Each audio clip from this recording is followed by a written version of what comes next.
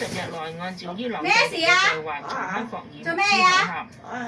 美國同埋佢嘅盟友必須提出總額至少3000億美元嘅伊朗重建計劃。伊朗承諾唔製造核武。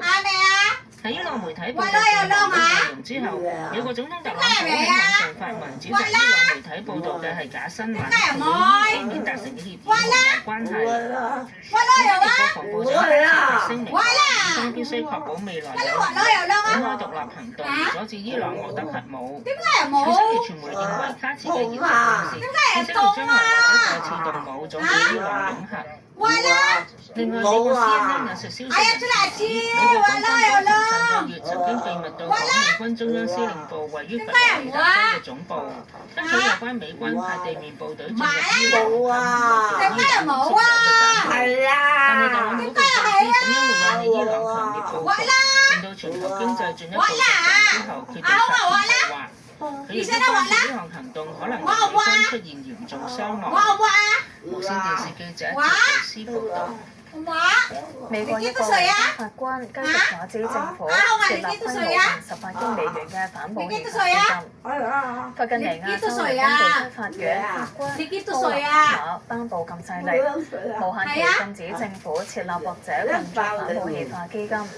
司法部律師話，代理司法部長杜蘭奇表示會推進基金，因為案件無需再審理。但係布林克馬話，杜蘭奇未有撤銷設立基金嘅命令，政府亦都可能以某種形式重新啟動呢項計劃。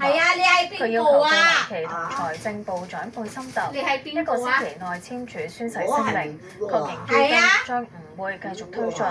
佢收到聲明之後，先至會考慮係咪終止審理案件。政府設立有關基金嘅目的係建立機制，向聲稱喺前總統拜登執政期間被司法部或者民主黨不公平起訴嘅人提供賠償。